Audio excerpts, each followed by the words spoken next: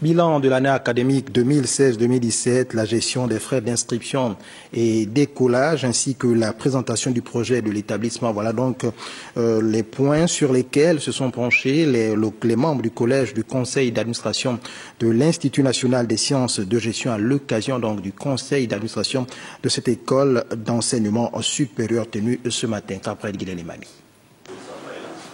Conseil d'administration de l'Institut national des sciences de gestion, au cours duquel le bilan de l'année académique 2016-2017 a constitué l'un des points phares de cette rencontre.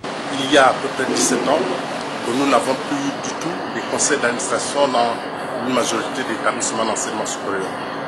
Je crois que cette mesure qui vise à renouveler l'intérêt du conseil d'administration est une bonne chose dans la transparence de la gestion des établissements d'enseignement supérieur. On retiendra donc que l'Institut a été fortement perturbé par les problèmes de trésorerie et de carence en ressources humaines qui ont impacté sur le déroulement des enseignements. L'Institut, à l'image de toute la République, souffre un peu de la crise financière, mais c'est aussi l'occasion pour nous de diversifier les sources de financement et d'être plus imaginatifs et plus inventifs, d'améliorer la gestion, de verrouiller certains postes, de faire des économies. Il s'agit simplement de supporter parce que c'est une situation transitoire et nous sommes convaincus que dans peu de temps, les choses vont s'améliorer. Entre autres sujets évoqués durant ce conseil, ceux relatifs aux frais d'inscription et d'écolage ainsi que la présentation du projet d'établissement.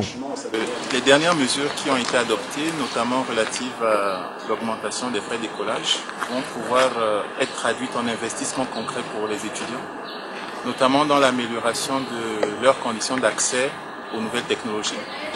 Ça permettra d'équiper un peu plus la bibliothèque et de développer un certain nombre de services toujours en faveur des étudiants. Depuis plus d'une décennie, l'Institut national des sciences de gestion et établissements publics à caractère scientifique n'a bénéficié d'aucun investissement pendant que les effectifs des apprenants ont augmenté.